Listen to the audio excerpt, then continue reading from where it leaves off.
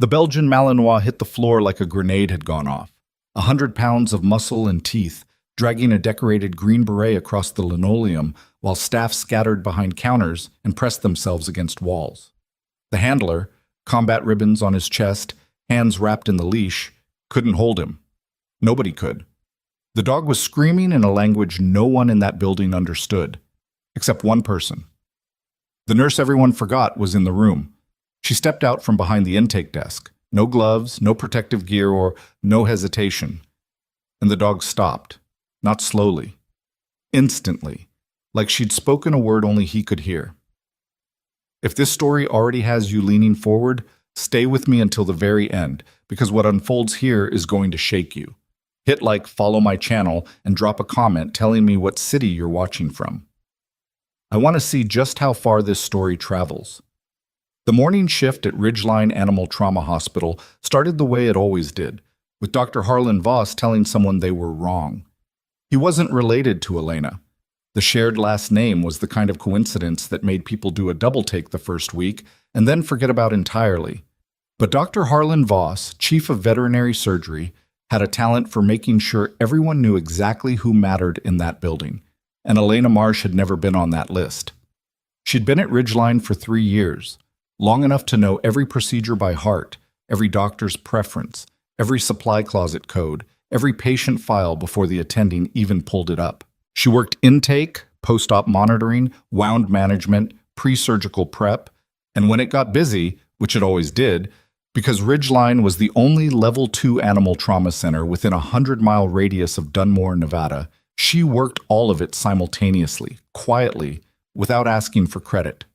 She was 38. Medium height, dark hair she kept pinned back, and the kind of face that people consistently underestimated as tired. She didn't correct them. She'd stopped correcting people about a lot of things a long time ago. Marsh. Dr. Voss didn't look up from the chart he was reviewing when he called her name. He did that, summoned people the way you'd call a cab, expecting arrival without acknowledgement. Pre-op on Bay 3 needs to be redone. Whoever prepped it left the instrument tray uncovered. That was Dr. Prentice's tech, Elaine said from the supply station where she was restocking suture kits. And you're telling me this because... She paused for half a second. Because I prepped Bay 3 myself this morning and covered the tray before I left it. If it's uncovered now, someone went in after me. Dr. Voss finally looked up. His expression was the one he reserved for minor annoyances. Parking tickets, equipment delays, nurses who pushed back. Just fix it, Marsh. She fixed it. That was a Tuesday in early March, and it was completely ordinary. The extraordinary part came at 11:47 that same morning when the front doors blew open. The man came through first, tall, maybe 40, with the kind of build that didn't come from a gym. Combat boots on the wrong side of broken-in civilian clothes that sat on him like a costume. His left hand was wrapped in a leather leash, and the leash was attached to a Belgian Malinois who was in the process of destroying the entryway. The dog was enormous for his breed, 90, maybe 100 pounds, and he moved like something detonating in slow motion. Not erratic, not chaotic, purposeful and explosive. And the distinction mattered because it meant the aggression wasn't random. He wasn't scared. He was in pain, and he was done tolerating it. "Somebody help me!" The man's voice was rough, cracked at the edges. Not from fear, but from 3 days without sleep, which Elena could read in his face the moment she came around the front desk. "His name's Titan. He's a retired MWD. I don't know what's happening. He won't let me touch him." The receptionist, a 22-year-old named Bria, had retreated to the wall behind the printer. The intake tech, Marcus, was behind the counter with both hands on the edge of the desk, like he was considering climbing it. 2 technicians who'd been walking through the lobby with a transport carrier had simply stopped moving because Titan had turned in their direction when they moved, and something in his eyes told them that was enough. The handler, the man, the green beret, though Elena didn't know that yet, had wrapped both hands in the leash now and was pulling from the shoulder, not the wrists, which meant he knew what he was doing, which meant this dog had broken his control for a reason that was bigger than training. Elena walked toward them. "Marsh," Dr. Voss's voice came from somewhere behind her. "Don't..." She held up one hand without looking back. Not at him. To the dog. She stopped about 8 feet out. She didn't crouch. Didn't make herself small.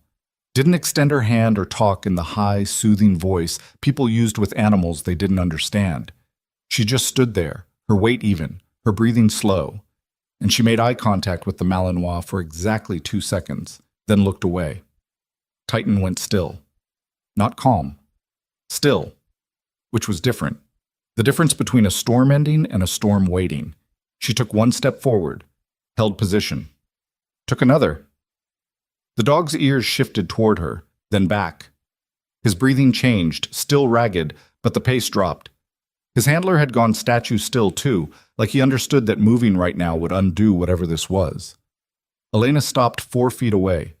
She looked at Titan again. A real look. The kind that cataloged. She saw the muscle tension in his left hindquarter before she saw anything else. The way he held the left leg slightly off true, barely perceptible unless you were looking for it. The way he'd been redistributing his weight forward, which explained the aggression, because the aggression wasn't behavioral, it was a pain response that had been mislabeled for however long this had been going on. She pulled a small piece of dried chicken from the pocket of her scrubs. She always had it. The attending vets thought it was excessive. She kept it anyway. She placed it on the floor, slid it with her foot 3 feet in Titan's direction. He looked at it, looked at her, looked at it again. Then he walked to it, picked it up, and stood there chewing with the slow, deliberate movements of an animal that had just made a significant decision about a person. The room exhaled. What the? Marcus, from behind the counter. Get Dr. Prentice, Elena said to no one in particular and everyone at once. Tell him I need imaging on a Malinois, possible orthopedic injury, left hindquarter. She finally looked at the handler. What's his name? His full designation? The man blinked. Titan. Military working dog. Contract number? How did you know it was orthopedic? How long has he been holding that leg? A beat. I thought it was behavioral. The handlers at Fort Dunlap said, how long? He pressed his mouth flat. 3 months, maybe 4. Elena looked back at the dog. What's your name? Mercer. Sergeant First Class Caleb Mercer, retired. He said it with the muscle memory of someone who'd introduced himself that way 10,000 times and hadn't fully broken the habit. Titan's been with me for 6 years, since before I got out.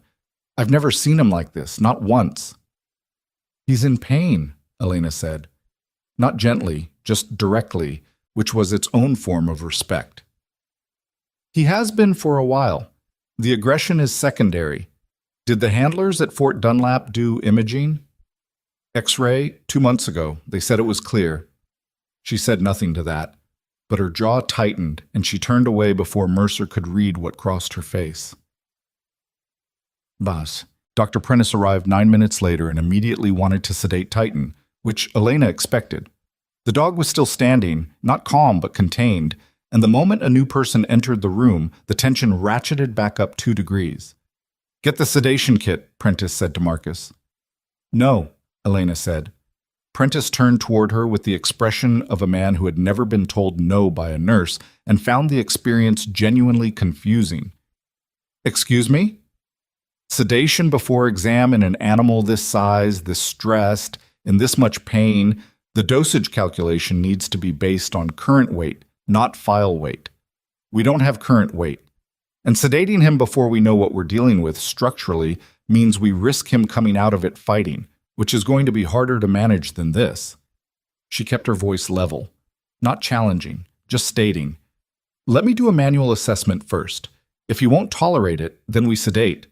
But let me try. Prentice stared at her. Behind him, Dr. Voss had materialized in the doorway, arms crossed, watching with the flat expression he used when something was happening outside his control.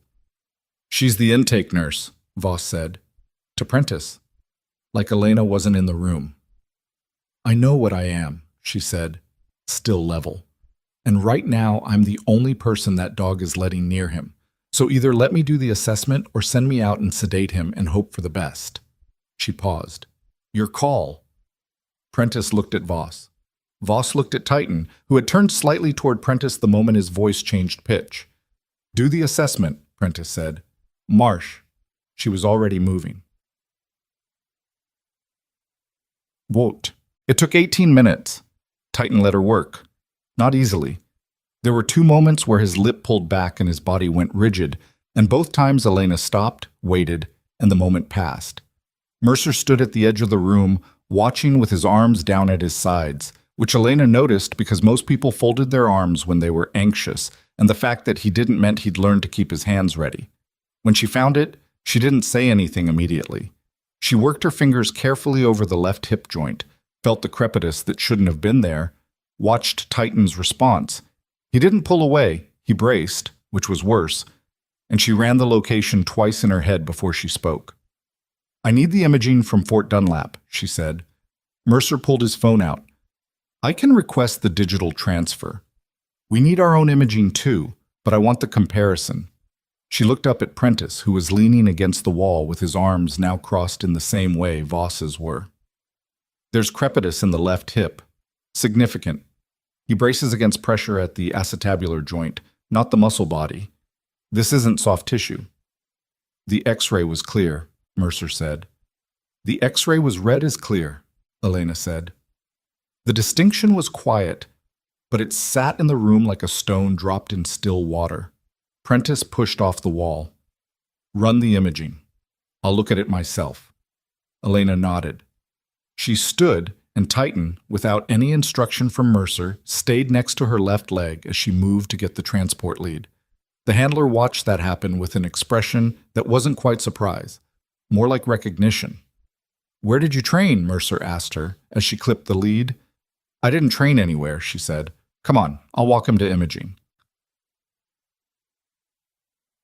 The X-rays came back 2 hours later. Dr. Prentice stood at the light board with his reading glasses on, which he only used when he wanted to look certain, and he stared at the images for longer than was comfortable. The Fort Dunlap films, transferred in by digital request, were on the left side of the board. Ridgeline's films were on the right.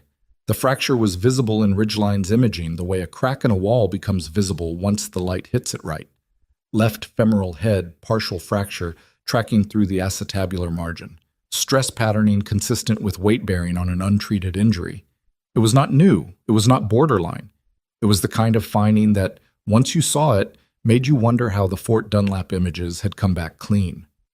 "That's been there for at least 8 to 12 weeks, Prentice said, almost to himself.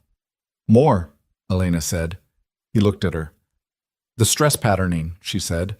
"Secondary callus formation along the inferior margin.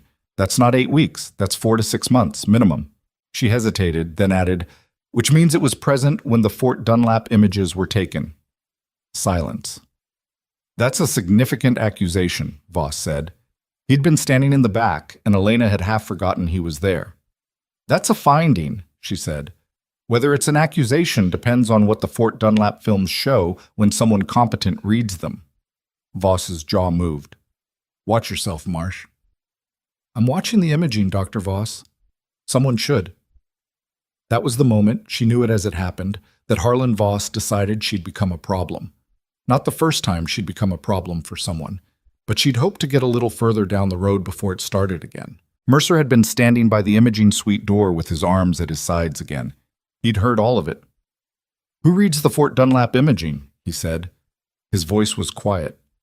Very quiet. Which Elena understood was what happened to people like him when they got very, very close to angry. "The military vet staff there," Prentice said. "Dr. Trell oversees the MWD medical program. And if the fracture was there when the images were taken, then someone missed it," Voss said sharply. "Happens in medicine. It's not—" "Or someone didn't look," Elena said. Nobody filled the silence that followed that. Titan went into pre-surgical evaluation that afternoon. He let Elena lead him, let her place the IV line, let her take his vitals with the measured patience of an animal that had made a decision about someone and was sticking to it.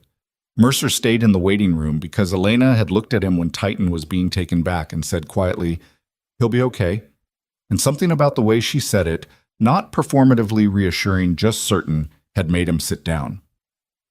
Dr. Prentice scheduled surgery for the following morning. Hip repair, possible total hip replacement depending on what they found once they were in. Ridgeline had a board-certified orthopedic surgeon on contract, Dr. Ewan, who drove up from Las Vegas on a 3-week rotation. By 5 o'clock, Elena was in the break room eating crackers and leftover soup she'd microwaved from her lunch bag. And Bria, the receptionist, had come in twice to tell her there was someone asking for her at the front desk.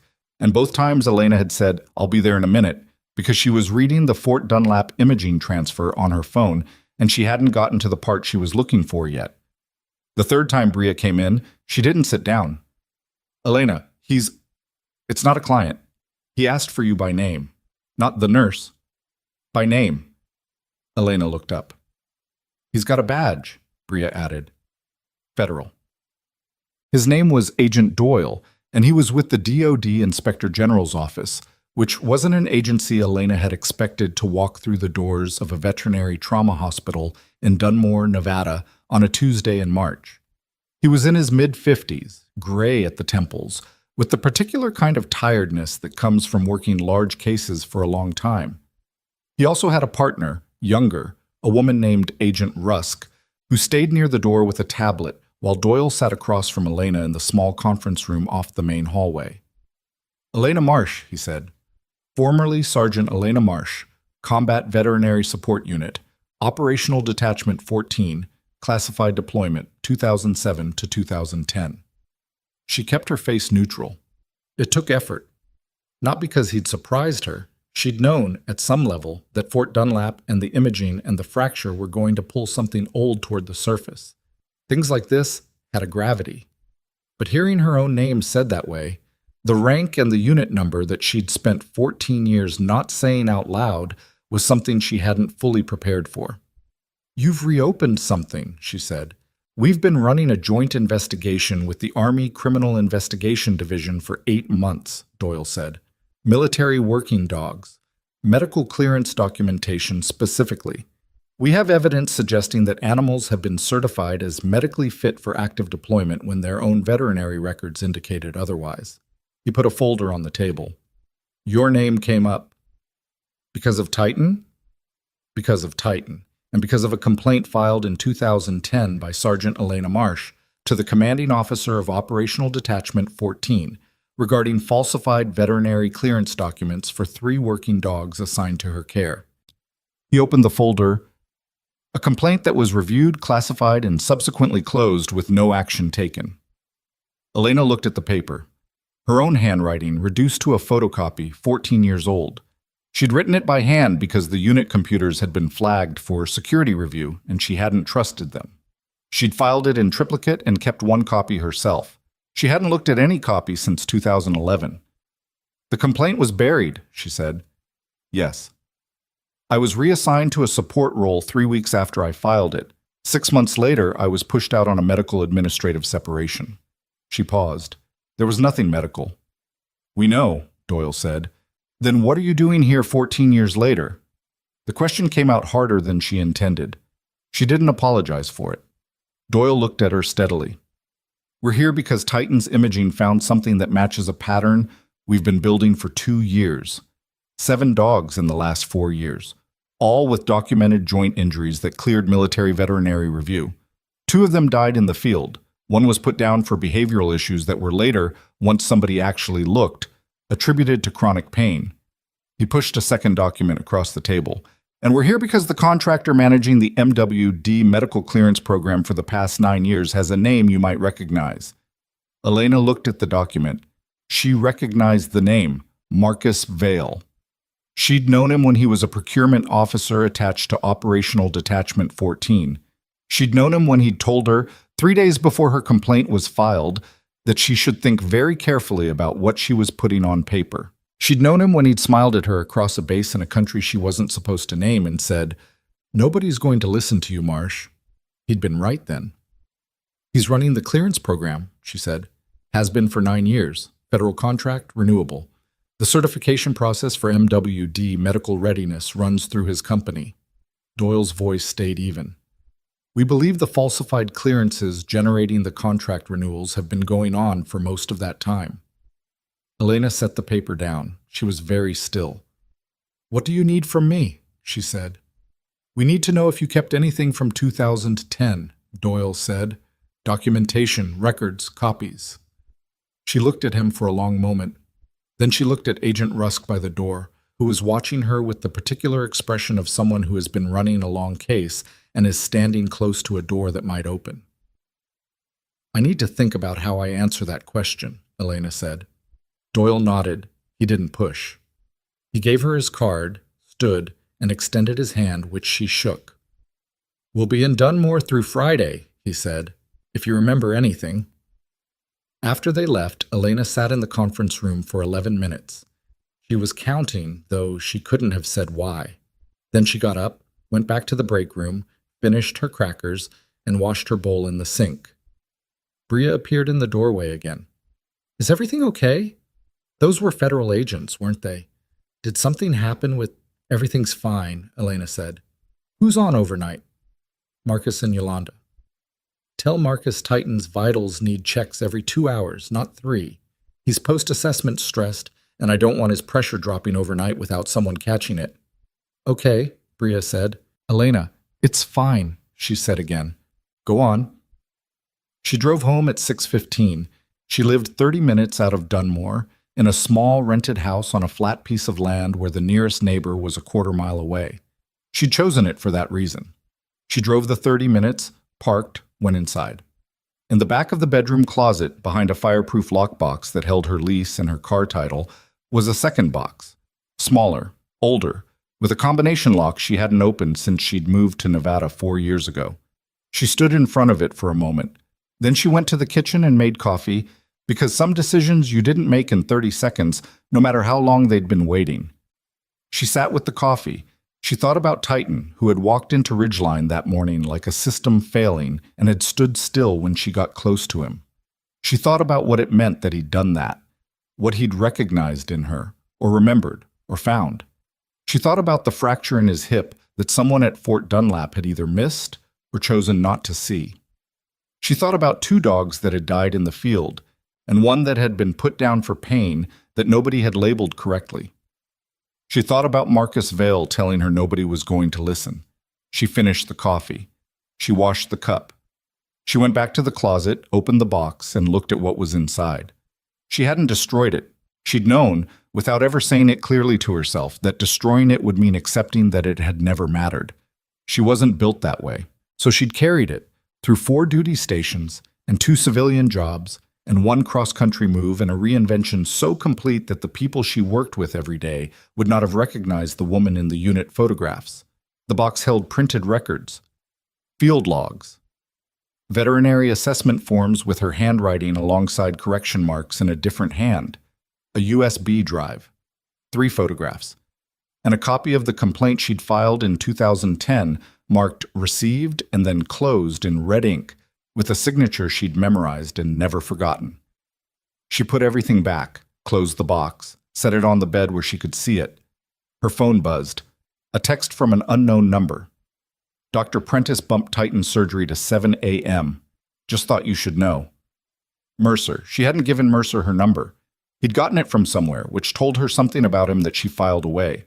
She typed back, "He'll be ready." She set the phone down, looked at the box. 14 years was a long time to carry something. It was also a long time for people to assume you'd put it down.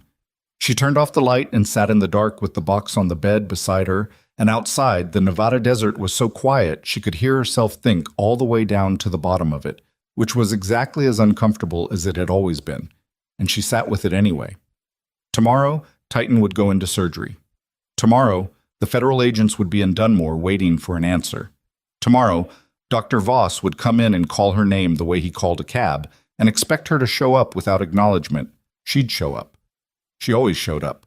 But she reached over in the dark and put one hand on top of the box, and she left it there. She left her hand there until it went numb, and then she moved it and went to sleep. She was at Ridgeline by 6:15 the next morning, 45 minutes before Titan's surgery, which gave her enough time to run his pre-op checks herself rather than trust the overnight notes. Marcus had logged the 2-hour vitals the way she'd asked, but his notation on the 3rd check was vague in a way that bothered her. Stable, no concerns. Without numbers attached, which wasn't a notation, it was an opinion. and opinions weren't what she needed at 6 in the morning before a hip replacement on a 100-pound working dog. Titan was in the pre-surgical kennel awake, lying on his sternum with his head up. He tracked her when she came in. Not the alert, coiled tracking of the day before. This was something quieter, more considered, like he'd spent the night making peace with something and had arrived at a decision about it. "Hey," she said. Just that. He lowered his head slightly. Not all the way. Just enough. She ran the vitals herself, BP slightly elevated, which was expected, temperature normal, respiration steady. She checked the IV line Marcus had placed for the overnight fluids, found it seated correctly, and noted in the chart that she'd confirmed placement at 0622. She wrote the time with the colon and everything because she'd learned a long time ago that if something later became important, the difference between a note that held up and one that didn't was often the level of detail you'd put in when you thought nothing was going to matter. Dr. Yuen arrived at 6:40, pulling a rolling case behind her, jacket still on. She was somewhere around 50, compact and precise, with reading glasses pushed up on her head and the particular economy of movement that came from spending 30 years doing intricate work in small spaces. She'd met Elena twice on previous rotations. She didn't remember her by name, which Elena expected. "Pre-op ready?" Yuen asked, looking at the chartboard. "Ready," Elena said. "Who's assisting?" "I am, unless Dr. Voss reassigns." Yuen glanced at her. "You do surgical assist?" "When they need it." She kept it neutral. "I've assisted on orthopedic before." "Where?" A pause that lasted exactly 1 beat too long. "Field setting, not civilian." Yuen looked at her for a moment with the careful attention of someone recalibrating. Then she looked back at the chart. "Fine. Get the OR prepped. I want to be in by 7:15. The surgery ran 3 hours and 20 minutes, which was longer than projected, because what Dr. Yuen found once she was in was worse than the imaging had suggested.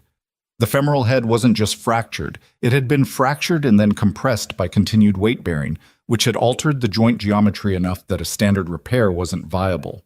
They went to total hip replacement. Elena handed instruments, monitored anesthesia readings, tracked Titan's vitals on the secondary screen, and did not speak unless spoken to, which was how she'd learned to operate in rooms where her presence was provisional. Yuen asked her twice for instruments by name, not by gesture, by name, and both times Elena had them in her hand before the sentence finished. The second time, Yuen looked at her over her surgical mask with an expression that wasn't quite readable, and then looked back at the field.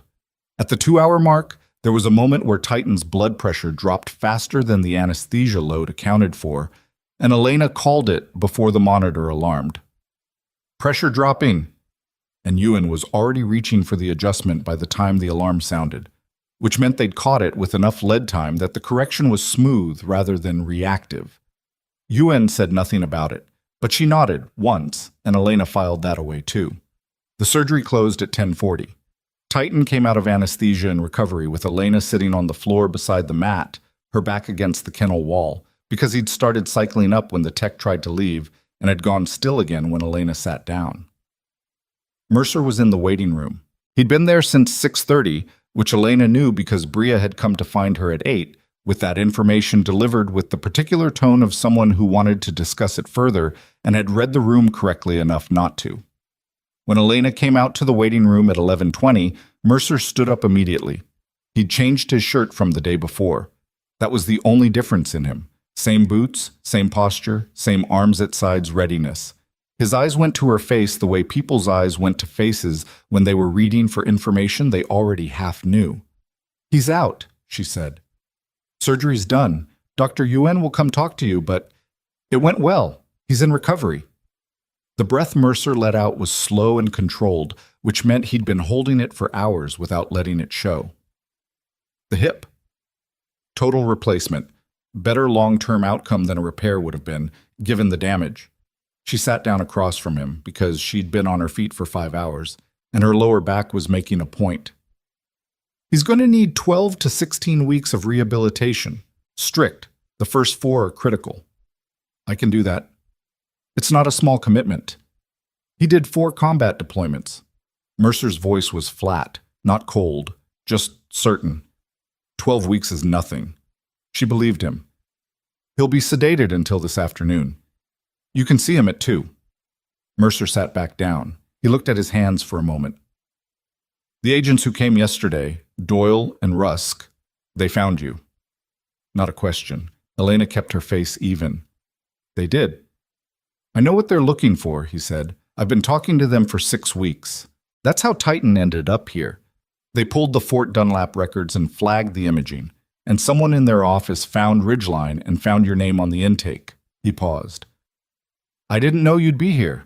I didn't know any of this. But now you do. Now I do. He looked up at her. And I need to know if you're going to help them. Elena studied him. He had the particular stillness of someone who'd spent years in situations where reading the person across from you accurately was the difference between 2 very different outcomes. She'd known people like that. She'd been trained by people like that. I need to know something first, she said. The handlers at Fort Dunlap who said Titan's aggression was behavioral, did they push for behavioral euthanasia? Mercer's jaw tightened. One did. Trell overruled it, said they'd give him 30 days. 30 days to do what? Settle down. Stop being a problem. Elena said nothing for a moment, then, I'm going to help them. She called Doyle at noon from the parking lot because she didn't want to have the conversation inside where voices carried through walls she'd stopped trusting. I kept records, she said when he answered, from 2010. Documentation of the clearances that were falsified, the chain of authorization, and communications between the contracting office and the unit command. She paused. I also have something you probably don't. 3 days before I filed the complaint, I was approached by the contracting officer who was managing the program at the time. He advised me, informally, not to file. I recorded that conversation. Silence on the line, then, you have an audio recording of Marcus Vale advising you not to file the complaint. I have an audio recording of Marcus Vale telling me that filing a complaint about falsified military veterinary clearances would end my career and that nobody would listen to me. She kept her voice neutral. He was right about one of those things. Doyle exhaled. It was a small sound, but it carried the weight of 8 months of investigative work behind it. Ms. Marsh, can you meet with us this afternoon? 3 o'clock. There's a diner on Route 9 called Pallister's. I'll be in the back. She hung up and went back inside, because Titan's 2 o'clock was coming up, and she had 3 hours of charting to finish first. Dr. Voss caught her in the hallway at 1:15, which she suspected was not accidental. Marsh. He fell into step beside her in a way that wasn't quite walking with and wasn't quite blocking. I heard Ewan's surgery went long. 3:20. Damage was more extensive than imaging showed. She asked for you on the assist. She did. He was quiet for a few steps. You told Prentice yesterday that the Fort Dunlap imaging was misread. I said the fracture was present when the images were taken, whether it was misread or read correctly and documented otherwise. That's a different question. It's the kind of question, Voss said, and his voice had shifted to something careful, something measured, that creates problems for institutions, for professional relationships, for people trying to do their jobs without getting pulled into someone else's legal situation. Elena stopped walking. He stopped because she did. Are you telling me to drop this? She asked. I'm telling you to think carefully about what role you want to play in a federal investigation when you're an intake nurse at a regional animal trauma center. He said it evenly, without heat, which was somehow more corrosive than anger would have been. I'm telling you that people who make noise about things outside their job description have a habit of finding their job description gets very narrow, very fast. She looked at him for a moment. She thought about 14 years, about a box with a combination lock, about an audio file she'd transferred from a recorder to a USB drive in 2010, because she'd understood, even then, that physical media outlasted institutional memory. Dr. Voss, she said, I've had that conversation before, with someone who had a lot more leverage than you do. She held his gaze. Go run your hospital. She walked away. He didn't follow. Her hands were steady. She noticed that, and was quietly grateful for it. Pallister's diner was half empty at 3, which was what she'd counted on. She got to the back booth first, ordered coffee she didn't need, and spread nothing on the table because she hadn't brought anything yet. That was intentional. She wanted to talk before she showed them anything.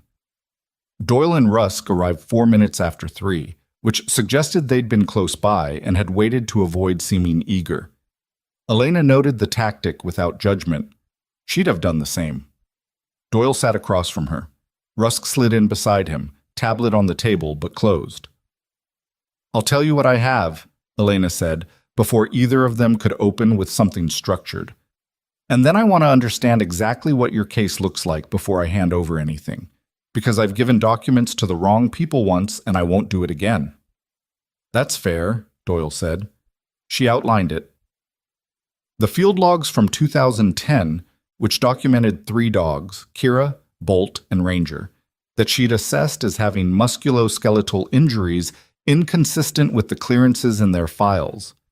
The veterinary assessment forms with dual notations, hers and the correction marks that had been made afterward, changing her findings to fit the clearance. The email chains she'd printed before her reassignment, 2 of which included Marcus Vale's name alongside a Colonel Leland Fitch, who had since retired. The audio recording. She described each item without overstating it. Rusk had the tablet open now, typing. Doyle listened without interrupting, which was the mark of someone who understood that interrupting people who were saying important things was how you got incomplete information. When she finished, Doyle said, "Colonel Fitch." "He signed off on closing my complaint. He was also CC'd on 2 of the email chains regarding the clearance documentation." "Fitch died in 2019, Rusk said. Not gently, just factually. "Then he can't explain himself," Elena said. "But the emails exist." Doyle was quiet for a moment. "Miss Marsh, the documentation you're describing, if it says what you're telling me it says, substantially expands the scope of what we've been building. We've been working forward from current contracts. What you have goes back to the origin." "I know. That's going to put you in a complicated position." "I've been in complicated positions." She picked up her coffee. "What does your case look like right now?" Doyle and Rusk exchanged a look, brief, practiced. The kind of look that contained a full conversation in under 2 seconds. "We have financial records showing systematic overbilling and contract manipulation over a 9-year period," Doyle said.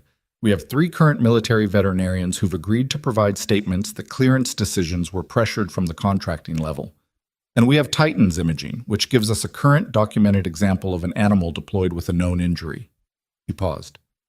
"What we don't have is the connective tissue between the current scheme and its origins. We can prove Vale's been doing this. We can't yet prove he's been doing it since the beginning, or that the system was designed to silence people who noticed." "I can give you that," Elena said. "Yes," he said. "You can." She set her coffee down. She looked at the window, at Route 9 outside, at the flat Nevada afternoon going about its business. "I need until tomorrow morning," she said. "I need to make copies of everything before it leaves my possession. And I need something in writing confirming that my 2010 complaint is being officially reopened as part of this investigation." "I can have that to you by tonight," Doyle said. "Then we have a deal." She drove home the long way, through the part of Route 9 that ran along the edge of the desert, where the scrub grass grew low and the light came in flat and orange in the late afternoon. She had the window down. She wasn't listening to anything. She was thinking about Kira, Bolt, and Ranger, names she hadn't said out loud in 14 years, names she'd written on intake forms with the same pen she'd written her complaint with, names attached to animals that had trusted the system that was supposed to protect them and had been let down by it the way she'd been let down by it, except that for 2 of them, the letting down had been permanent. She pulled into her driveway, went inside, got the box. She sat at the kitchen table with the contents spread in front of her and her phone propped against the sugar bowl, recording a video log of every item before she handled it, date, description, condition, her voice narrating over the footage. She'd learned that from a JAG officer she'd known briefly, who told her once that the most common reason evidence stopped mattering was improper documentation of the chain of custody. She was meticulous. She'd always been meticulous. She was on the 4th item, the email printouts, still crisp because she'd stored them in a sealed archival sleeve inside the lockbox, and the Nevada climate was dry enough that paper held. when her phone buzzed with a text from a number she didn't recognize. She picked it up. "You should think very carefully about what you're doing, Elena. Some things are better left in boxes." "A friend." She read it twice, set the phone face down on the table, picked it up again and screenshotted the text, then forwarded the screenshot to Doyle's number with a single line. "Someone knows I'm talking to you." The reply came in under 2 minutes. "Don't go anywhere tonight. We're sending someone to your address." She looked around the kitchen, at the spread of documents on the table, at the box sitting open on the chair beside her. She got up and checked the locks on the front door, the back door, and the 2 windows in the main room. Then she sat back down at the table, picked up the next document, and kept working, because the alternative was to stop, and stopping was what they'd always counted on her doing. Her phone buzzed again. Not a text this time. A call. Unknown number, same prefix as the text. She let it ring. It rang 6 times and went to voicemail. 30 seconds later, a voicemail notification appeared. She opened it and held the phone to her ear. The voice was male, middle-aged, with the specific flatness of someone who'd rehearsed what they were going to say until the emotion had been sanded out of it. She'd heard that voice once before, 14 years ago, in a base building in a country she wasn't supposed to name. "This is a courtesy call," Marcus Vale said. "Professional to professional. Whatever you think you have, it won't be enough. And the people you're talking to have a very limited window before this investigation gets buried the same way the last one did. So before you do something you can't undo, think about what you're protecting, because it isn't going to protect you back." The recording ended. Elena held the phone for a long moment. Then she opened her voicemail app, saved the recording, and forwarded it to Doyle. She typed, "He just called me directly." Recording attached. He identified himself by implication. Same voice, same phrasing I documented in the 2010 audio. She set the phone down and looked at the documents in front of her. The field logs, the assessment forms, the emails, the USB drive with its 14-year-old audio file sitting next to the sugar bowl. Whatever you think you have, it won't be enough. She picked up the next document. She kept working. She kept working until 10:47, when headlights swept across the kitchen window and she heard a car pull onto the gravel drive. She didn't move from the table. She'd already decided that if whoever was outside wasn't Doyle's people, she had enough time between the front door and the back to make a decision about what to do next. Old habits. They didn't leave clean. They just went quiet until they were needed. A knock. 3, spaced. Then, "Miss Marsh, it's Agent Rusk." She got up, confirmed through the side window, and opened the door. Rusk came in with a second agent she introduced as Baxter. Younger, quiet, the kind of quiet that was professional rather than social. He did a perimeter check without being asked, which told Elena he'd done it before and expected to keep doing it for the foreseeable future. Rusk looked at the kitchen table. At the documents laid out in organized rows, the video log still running on Elena's propped phone, the archival sleeves stacked neatly to one side. "You've been working this whole time," Rusk said. "I told Doyle I needed until morning. I didn't say I'd stop." Rusk sat down across from her. She looked at the voicemail transcript on her own tablet. She'd already pulled it up, which meant Doyle had briefed her in the car. "Vale called you directly." "He did. He used my first name. He knew I'd been in contact with your office, and he knew roughly how far the conversation had gone." Elena capped a pen and set it on the table. That means someone told him, or he has access to communications that he shouldn't. Rusk's expression didn't shift, but her eyes moved in the way eyes moved when someone was recalculating. "We're aware of the possibility of a leak. We've been running compartmentalized since last month." "Then the compartment isn't sealed." "We're working on it." Elena looked at her. "That's not reassuring." "No," Rusk said. "It isn't." They worked for another 2 hours.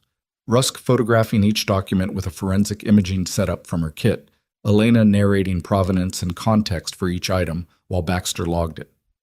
The audio recording from the USB drive was transferred, verified, and cross-referenced against the voicemail Vale had left that evening. Rusk listened to both files twice with her eyes closed, which Elena recognized as the technique of someone checking for voice pattern consistency without visual distraction. At 1 a.m, Rusk looked up from the tablet. "The 2010 recording is going to require chain of custody documentation from the original capture device." I have the recorder, Elena said. It's in the box. I kept the batteries out so it wouldn't corrode. She paused. I also have the receipt from when I bought it, dated 2 weeks before the conversation. I wasn't planning anything when I bought it. I just developed a habit after my 3rd year in the unit of recording anything that felt off. Rusk set the tablet down. What made that particular conversation feel off? He smiled when he told me my career was over. Elena said it flat, no performance to it. People who are delivering professional warnings don't usually smile. People who already know the outcome do. Rusk wrote something down. Not on the tablet. In a small notebook with a pen, the old-fashioned kind of notation that didn't sync to any cloud. Elena noticed that too. She slept 3 hours on the couch because it felt wrong to sleep in the bedroom with Baxter stationed outside, though she couldn't have explained why the distinction mattered. She woke at 4:30 with the specific alertness of someone who'd been sleeping lightly and had a reason to, made coffee for herself and Baxter, and was showered and in her car by 5:40. Titan's morning vitals were her first obligation, then whatever came next. The hospital was quiet at 6.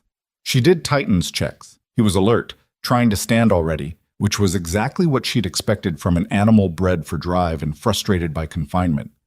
She adjusted his pain management protocol in the chart, flagged it for Ewan's morning review, and spent 10 minutes sitting with him on the floor of the recovery kennel, letting him rest his head on her knee while she read yesterday's case notes on her tablet. Mercer arrived at 7:15. He looked like he'd slept in his truck, which she suspected was literally true. He tried to stand, she told him. That's actually good. Means his pain is managed well enough that his brain is outrunning his body. We need to keep it that way for the first week. Managed comfort, strictly limited movement. If he's too comfortable too fast, he'll try to do too much. Mercer nodded. He was looking at Titan through the kennel window with an expression Elena had seen on people who'd spent enough time in situations where caring about something was a liability and then found themselves caring about something anyway. It was a particular kind of helplessness, and he wore it badly, which meant he'd never learned to wear it comfortably, which meant the caring was real. You look like you slept outside, she said. I was parked down the street. From here? From your house. He said it without inflection. The agents were there. I wasn't going to interfere, but I wanted to be close if something went sideways. Elena looked at him. I didn't ask you to do that. No. He held her gaze. I know what Vale's capable of. You apparently do too. She let it sit for a moment, then, go get some coffee. Real breakfast if you can. Titan's not going anywhere, and neither are the next 12 weeks. The escalation came at 9:47, which was 40 minutes after Dr. Voss arrived and 20 minutes after he had had a conversation behind his closed office door that Elena hadn't been present for, but had noted on her way past by the fact that the blinds were pulled, which Voss never did before noon. He came out and went directly to the front desk. Marsh. She was doing discharge paperwork on a cat that had come through 2 days ago. She finished the line she was writing before she looked up. Yes. My office. She followed him in. He closed the door but didn't pull the blinds again, which she read as a decision to let the staff see that a conversation was happening rather than hide it, the opposite of whatever the earlier call had been. He sat behind his desk. She didn't sit. I've been contacted, he said, by an attorney representing a federal contracting firm regarding an investigation into practices at Fort Dunlap's MWD medical program. Okay. They want Titan's imaging and surgical records released to them for independent review. She kept her face still. That request goes through Ewan. She's the surgeon of record. I'm the hospital director. He put both hands flat on his desk. I have the authority to authorize release of records in the context of a legal proceeding. It's not a legal proceeding. It's a request from an attorney representing a party that may be under investigation. She held his gaze. There's a difference, and releasing those records to Vale's legal team before the federal investigation formally subpoenas them would compromise the chain of evidence. A beat. How do you know it's Vale's team? Because nobody else involved in Titan's case has a reason to want independent imaging review right now. She paused. Does the attorney's letter mention the DOD Inspector General's office? Voss looked at the letter on his desk. It mentions an active investigation. It doesn't specify which agency. Don't release the records. Not until you've spoken to a hospital attorney and confirmed the request is legally obligated rather than requested. She kept her voice level, the same way she kept it level when she was telling someone news they didn't want to hear about an animal they loved. If I'm wrong, the delay costs you a day. If I'm right, releasing them now costs this hospital its role in a federal investigation. Voss stared at her. The expression on his face was complicated in a way she hadn't seen from him before. Less the flat authority of someone certain of their position, and more the look of someone who'd been moving through a situation thinking they understood it and had just been handed a piece that didn't fit. "Why are you the one telling me this?" he said. "You're an intake nurse." "Because I'm the one who knows what's in those records and what they mean." She met his eyes. "And because apparently I'm the only person in this building who's read the letter closely enough to notice who it's actually protecting." She left his office before he could respond. 5. She texted Doyle at 10. Vale's legal team contacted Ridgeline this morning requesting Titan's records. Hospital director received the letter. "I've advised him to hold pending legal counsel. You need to move faster." His reply came in 6 minutes. "Subpoena for Ridgeline records filed this morning, our side. Should arrive by noon." Vale's attorney is named Garrett Soule. We know him. This confirms Vale is running scared. She read it twice and slipped the phone into her pocket. Running scared was not the same as stopped. She'd learned that distinction the hard way. Gant. Doyle called at 11:15 and asked her to come to the field office they'd set up in a rented space above a real estate office on Commerce Street, which was the kind of location federal investigators used when they didn't want to use the local police facility and didn't want to be visible in a hotel. She told him she could come at lunch and went back to charting. At 11:40, she was in the supply room pulling dressing materials for a post-op check when the door opened and Marcus Vate, the overnight tech, not Vale, a coincidence of first names she'd stopped finding unsettling after the first month, came in with the expression of someone delivering news they'd rather not be carrying. "There's someone at the front, not a client. He asked for you specifically, said his name was—" Marcus checked the slip of paper in his hand. "Garrett Soule." She stood very still for a moment. "Did he say what he wanted?" "Said he needed 5 minutes, professional matter." Marcus held out the paper. "He left a card." She took it. Garrett Soule, attorney at law, with a firm address in Las Vegas and a direct number. She turned it over. On the back, in handwritten ink, "This doesn't have to be difficult for you. Call me." She folded the card and put it in her pocket. "Tell him I'm unavailable," she said. "If he asks when I'll be available, tell him to contact the hospital's legal department." Marcus looked relieved to have a script and left. Elena finished pulling the dressing materials. Her hands were steady. She was starting to think that was something she could count on now, not calm exactly, but a kind of operational stillness that came from having been in situations where falling apart wasn't a viable option and having learned to move past the impulse. She photographed Soule's card, front and back, and sent it to Doyle with the text. "He came here in person." The reply was immediate. "Do not engage. We're accelerating the timeline. Meeting at noon, not lunch. Can you get away?" She looked at her charting cue, at the clock, at the stack of dressing materials in her hands. "Give me until 12:15, she sent back. The field office smelled like cheap coffee and dry erase marker. There were 4 people in the main room when she arrived: Doyle, Rusk, Baxter, and a fourth she hadn't met. A woman in her 40s named Hollis, who Doyle introduced as the lead investigator from the Army Criminal Investigation Division side of the joint operation. Hollis had the particular brisk manner of someone who'd been building a case for longer than anyone in the room and didn't have patience for backtracking. "We're filing for arrest warrants today," Doyle said, before Elena had fully sat down. "Vale and 2 others, former Colonel Damian Pruitt, Fitch's subordinate who took over the clearance oversight after Fitch retired, and a contracting administrator named Sylvia Bard, who's been processing the falsified certification since 2017. He had photographs on the table. "The evidence package includes your 2010 documentation, plus what we've built over the past 8 months. The U.S. Attorney's Office has reviewed and approved." Elena looked at the photographs. Vale was older than she remembered, mid-50s now, with the softness of someone who'd spent the decade since she'd known him behind a desk rather than in the field. She'd expected to feel something sharper seeing his face. Instead, she felt something precise and functional, like a calibration completing. "When?" she said. "End of business today or first thing tomorrow, depending on how fast the warrants clear." Hollis leaned forward. "We need you to stay accessible and stay put. No travel, nothing that disrupts contact." "I'm not going anywhere," Elena said. "The fact that Sol showed up at your workplace is concerning," Rusk said. "That's pressure tactics. They're trying to find out what you've handed over and whether there's any chance of walking it back."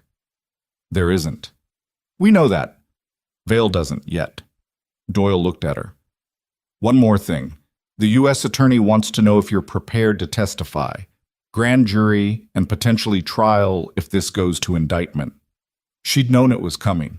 Had known it since she'd opened the combination lock on that box. Had known it, if she was honest, since she'd walked toward a dog in pain in a lobby full of people who'd backed away from him. "Yes," she said. Hollis nodded once and made a note. Doyle looked like he wanted to say something that wasn't procedural and had decided against it, which Elena appreciated more than whatever the something was would have been. She drove back to Ridgeline with 14 minutes to spare on her lunch hour and walked in through the back entrance to avoid the front desk, because there was a non-zero chance Sol or someone connected to him was still in the area, and she had no interest in another business card. She checked Titan's midday vitals herself. He was more alert than the morning, tracking movement, eating a small portion of the post-surgical diet on his own. The tech had logged everything correctly this time. Small mercies. Mercer was in the recovery room when she came in, sitting on the floor beside the kennel door with his back against the wall. Not unusual. She'd cleared him for supervised visits at midday. What was unusual was the expression on his face when she walked in, which was the expression of a man who had been sitting with a thought long enough that it had turned into something he was going to say, whether or not it was the right time. "Doyle called me this morning," Mercer said. "Told me about the warrants." "Then you know more than most people right now." "He told me about 2010. He paused. "About what happened to you after you filed the complaint." She ran Titan's chart without looking at him. "It's in the past. You lost your career over it. I built a different one." "That's not the same thing." She closed the chart. She looked at him because he'd earned a look, and the look was the most honest response she had. "No, it isn't." She held it steady. "But here we are anyway." Titan turned his head toward her and made a low sound that wasn't a whine and wasn't a growl, something between the two, conversational. She put her hand on the kennel door, and he pressed his nose against it. "He's going to be okay," Mercer said, not asking. "He's going to be better than okay," Elena said. "6 months from now, you won't be able to tell anything happened. He'll just be slower on cold mornings. So will you, probably." Mercer almost smiled. Not quite, but the shape of it moved across his face. "Yeah." She was almost out the door when he said her name. She turned.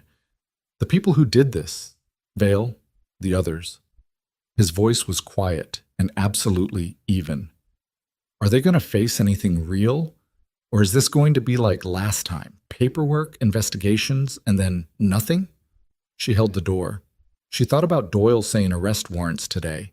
She thought about Hollis making the note about testimony. She thought about Kira and Bolt and Ranger and the 2 dogs in the field that hadn't made it. "This time," she said, "I kept better records." She was at the front desk at 3:15 when Dr. Voss came out of his office for the second time that day with the particular energy of someone who'd been on the phone since morning and had arrived at the end of a decision. He walked to the front desk and stood there until she looked up. "The hospital attorney confirmed we're not releasing records without a subpoena," he said. "Good." A pause. "The federal subpoena arrived at noon." "I know." He looked at her for a moment with that same complicated expression from earlier, only now it had resolved into something more specific, something that wasn't quite an apology and wasn't quite an acknowledgement, but sat in between them like a marker of where things stood. "You knew what those records meant when you looked at the imaging." "Yes." "And you knew about the federal investigation before the agents came here." "I knew there was a history that might connect," she said carefully. I didn't know the investigation existed until they walked in. He stood there another moment. Then, is there anything you need from this facility to support what's happening? The question sat her back on her heels, not visibly, but she felt it, the unexpected pivot, the first time in 3 years he'd directed anything at her that functioned as an offer. Titan's records stay intact and fully documented, she said. Every vital, every chart entry, every notation on the imaging. Nothing gets amended, nothing gets summarized. The raw record stays raw. Done. He walked back to his office. She turned back to the desk. Her phone was in her pocket, and she felt it vibrate with a text at 3:22. She pulled it out. Doyle. 2 words. Warrants issued. She set the phone face down on the desk and finished the chart she'd been working on, because there was a cat in Bay 2 that needed its discharge summary completed by 4 o'clock regardless of what was happening in the federal court system.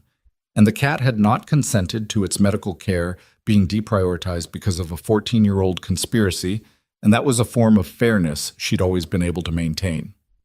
She was halfway through the discharge summary when the front door opened. She didn't look up immediately. Clients came in all afternoon. That was normal.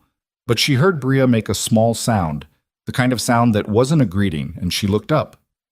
Marcus Vale was standing at the front desk. He was alone. No soul, no intermediary.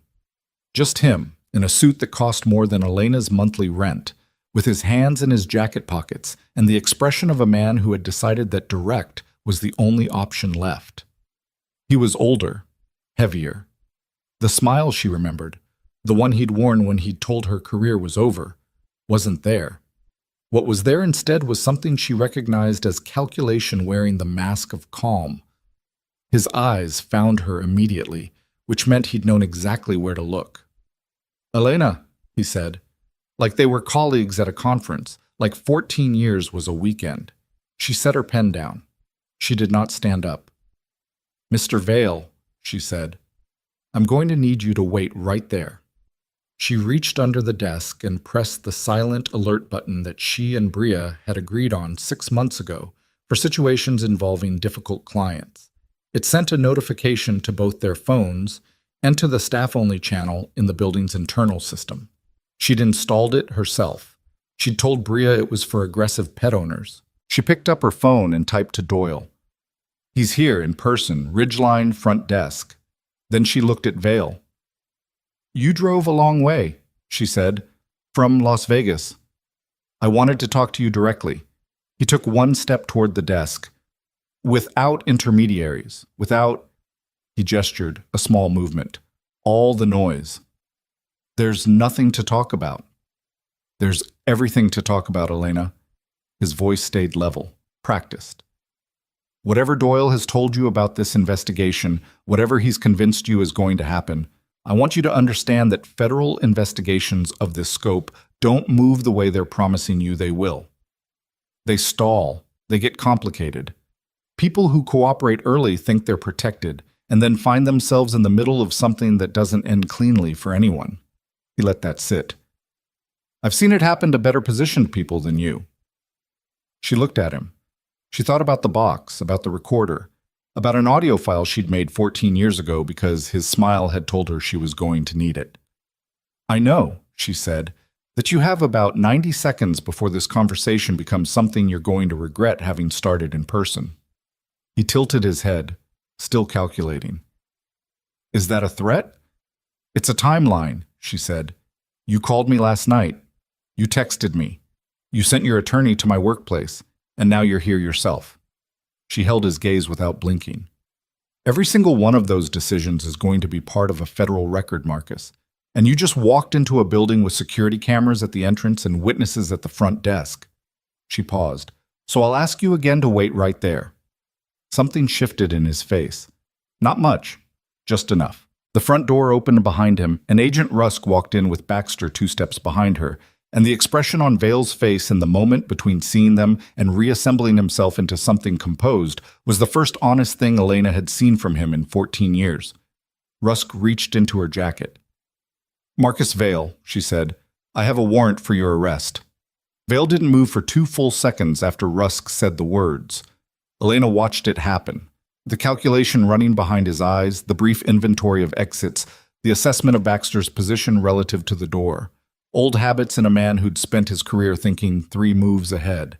Then he settled, and the settling looked almost like dignity, which she supposed was the last thing a certain kind of person held on to. "I'd like to call my attorney," he said. "You'll have that opportunity," Rusk said.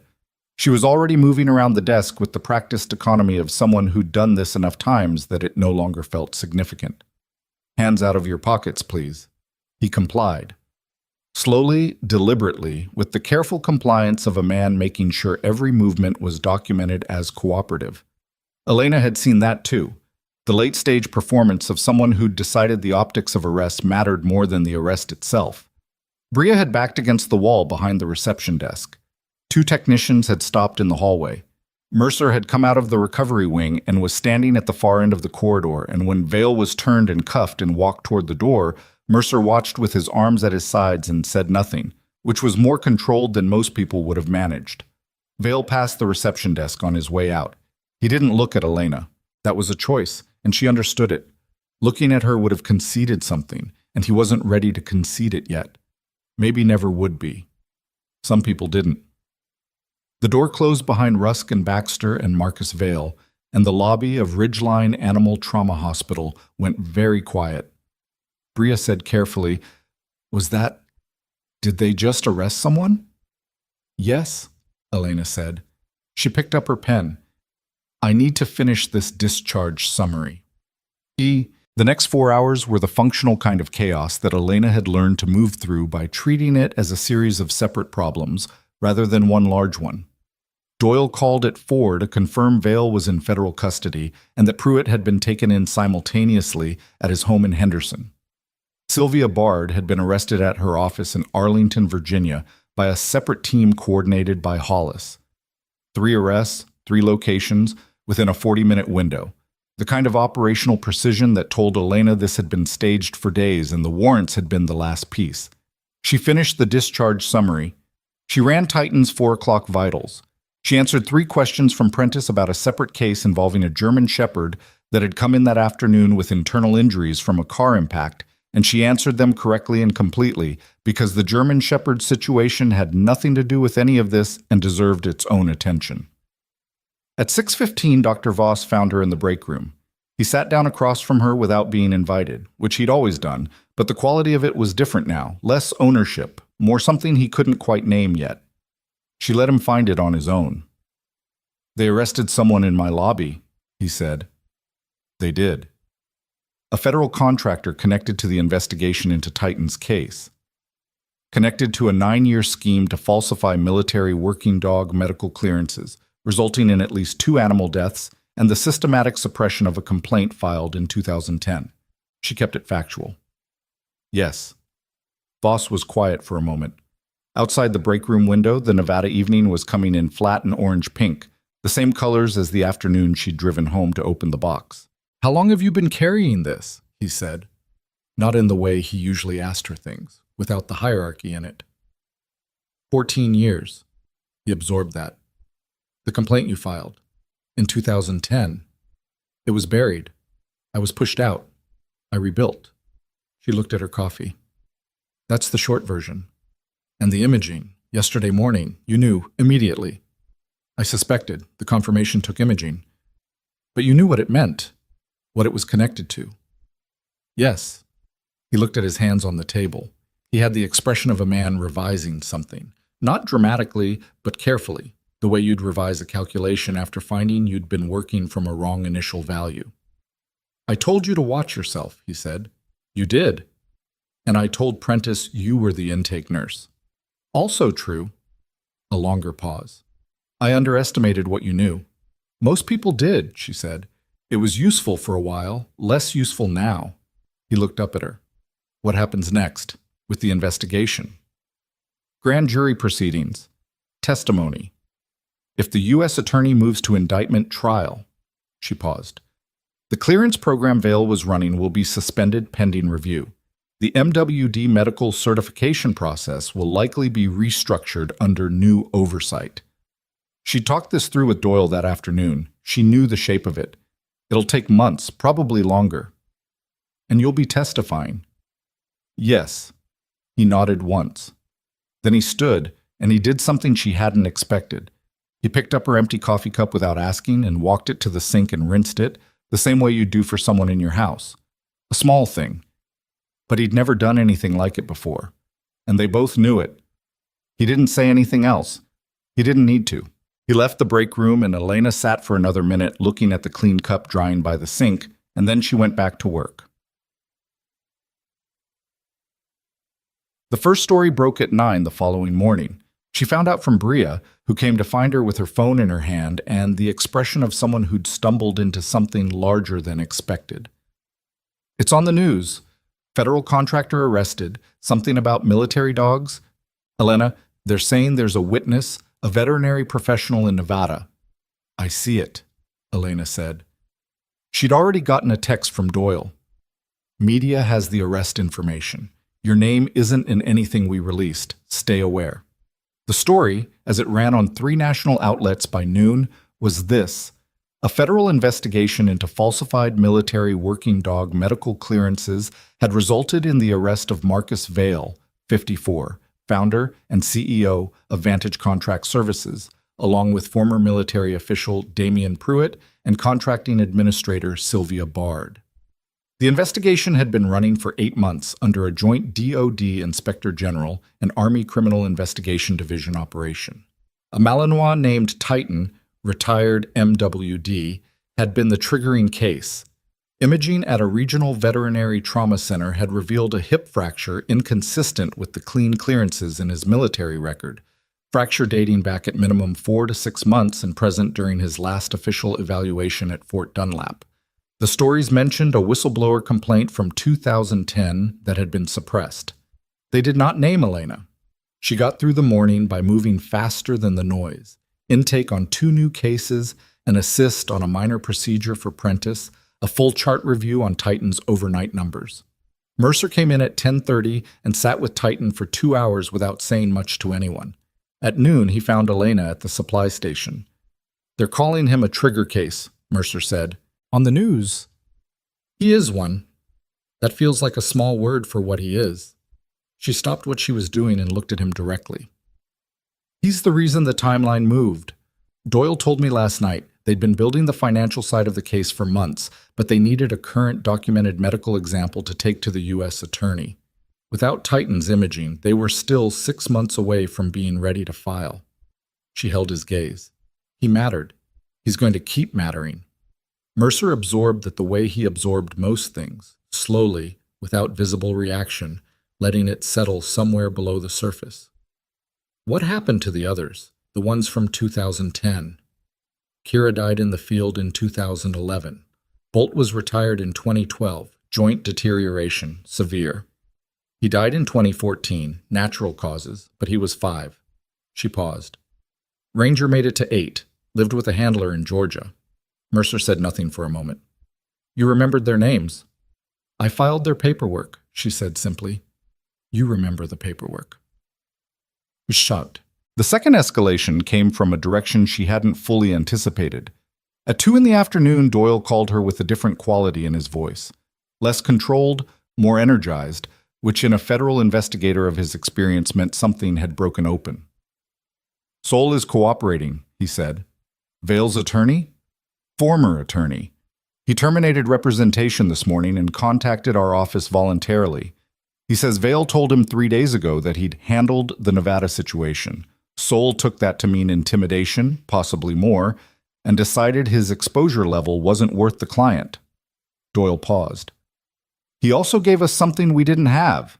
Vail has been maintaining a secondary set of clearance records, a shadow documentation system, separate from the official federal submissions, that shows exactly which animals were cleared despite known injury flags. He's had it as protection against his own subcontractors, in case anyone downstream ever tried to flip on him. Elena sat down on a supply crate. He kept records of his own scheme. As leverage over the people involved, 13 years of it. Every falsified clearance, the name of the vet who signed it, the flag that was overridden, the date. Doyle's voice had the careful flatness of someone not allowing themselves to get ahead of the evidence. We seized the servers this morning under a supplementary warrant. Forensic accounting is working through it now. How many animals? A pause. Current count is 47, over 13 years. She didn't say anything. Elena. Doyle's voice shifted slightly. I need you to know this is substantially larger than what we presented to the U.S. Attorney on the initial warrants. The scope of what we're looking at now is going to require a superseding indictment. Vale, Pruitt, and Bard are looking at charges that go well beyond what was filed yesterday. Good, she said. She meant it without heat, just clearly. Your 2010 documentation is now the foundational anchor of a 13-year criminal timeline. The U.S. Attorney's Office will need your testimony to establish the origin point of the scheme.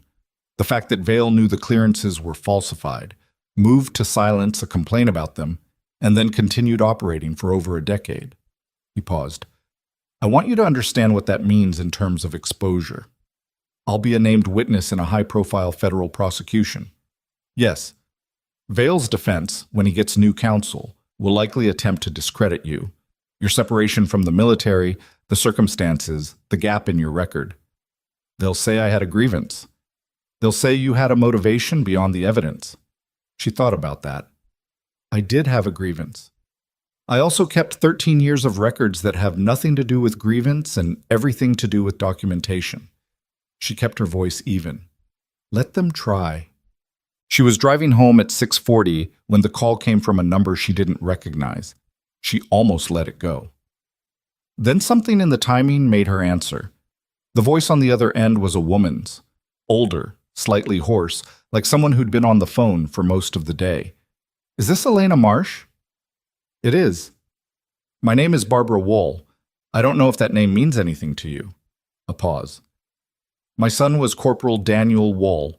He was a military working dog handler. His dog was Kira. Elena pulled to the shoulder of the road. She hadn't cried about any of this yet. She'd moved through it the way she moved through most things, efficiently, with the next task in front of her keeping the larger weight behind. But something about hearing Barbara Wohl's voice said Kira with the particular steadiness of someone who'd been carrying that name for a long time and had decided today was the day to carry it somewhere. That moved through Elena's carefully maintained operational calm in a way she didn't have a defense against. She pressed her mouth flat for a moment. Yes, she said, that name means something to me. Daniel didn't make it home, Barbara said. That was 2012. We were told it was enemy contact, and I believed that because there wasn't anything else to believe. A breath. The news today, the story about the dogs, and the woman who filed a complaint in 2010 that they buried. Another breath. I've been making calls all afternoon. I think you knew Kira. I did, Elena said. I assessed her. I documented what I found. I filed a complaint because what I found wasn't in her official record. Silence on the line. Then, was she in pain when she was deployed? Elena closed her eyes for 1 second. I believe she was. Yes. The sound Barbara Wohl made was small and controlled and devastating. The sound of a grief that had been sitting in a specific shape for 13 years and had just been told it was allowed to be a different shape now. Thank you, Barbara said finally, for not letting it go. Elena sat on the shoulder of Route 9 with the Nevada dark coming in around her and the desert going quiet in every direction, and she held the phone until Barbara Wohl said goodbye. And after she hung up, she sat for another 4 minutes before she trusted herself to drive. Doyle called the next morning at 7:45 with the update she'd been expecting. The forensic accounting team had completed a preliminary pass on Vale's shadow records, and the picture that had emerged was worse than the initial scope, and also, in the specific legal sense, better, cleaner, more documented, harder to argue against. She was at Ridgeline by the time he called, already at Titan's kennel for morning vitals, and she put the phone on speaker and listened while she worked. 47 animals over 13 years. Clearances signed by 8 different military veterinarians, all of them under pressure from Pruitt, who'd taken over from Fitch and continued the practice with the same template: override the clinical flags, process the clearance, pass the animal to deployment. The financial mechanism was straightforward. Each certified clearance triggered a contract payment, and Vantage's contract renewal was tied directly to throughput numbers. More certifications meant more money. Injured animals held for treatment meant delays, reduced numbers, reduced payment. The 8 vets who signed the clearances, Elena said, 3 have already retained attorneys. 2 are cooperating. The other 3? Doyle paused. One of them died last year, natural causes. The other 2 are Fort Dunlap staff. Trell, she said. Dr. Nathaniel Trell and a junior staff vet named Okafor. Trell's the one who told Mercer's team that Titan's aggression was behavioral. He paused. Trell signed Titan's last clearance, 8 months ago. She worked through the implication. He certified Titan as medically fit 8 months ago with a hip fracture that was already developing. The shadow records show Titan flagged in Trell's internal notes as possible joint irregularity. Monitor. That note never made it to the official certification. Because the certification had to be clean for the contract payment to process. Correct. She was quiet for a moment, looking at Titan through the kennel door. He was standing, actually standing, weight distributed, not fully even, but better than yesterday, better than the day before. The first morning, he'd put full weight on the repaired hip. She made a note in the chart. Trell knew Titan was injured, she said, and certified him anyway, and told Mercer he was behaviorally compromised when the pain got bad enough that he became unmanageable. Yes. She thought about Mercer in the waiting room on Tuesday morning. The 3 days without sleep in his face. The 6 years he'd spent with a dog who'd been quietly failing and been told by people with credentials and authority that it was a training problem. Is Trell being charged? Warrants are being prepared. He'll be taken in today. A pause. Elena, I also want to tell you, the U.S. Attorney's Office filed a formal motion this morning to officially recognize your 2010 complaint as a valid, substantiated whistleblower report that was improperly suppressed. It's a procedural step in building the timeline, but it also means, officially, in the federal record, that you were right, that what happened to you in 2010 was retaliatory. She finished her notation in Titan's chart. She put the pen in her pocket. 14 years late, she said. Yes, Doyle said. It is. She accepted that without trying to make it feel like more than it was. It was something. It wasn't everything. It was never going to be exactly right in the way that would make the 14 years feel like they'd happened to someone else. But it was in the record now, and the record was what lasted. Unsuked. Titan took his first assisted steps outside that afternoon. Mercer was with him, and a rehabilitation technician named Dara, who'd driven up from Las Vegas that morning, and Elena, who had absolutely no medical reason to be there, and was there anyway, standing at the edge of the small exterior courtyard with her arms folded against the afternoon wind. He moved slowly. 4 steps, 5. His back leg tracked imperfectly, the repaired hip still finding its new geometry.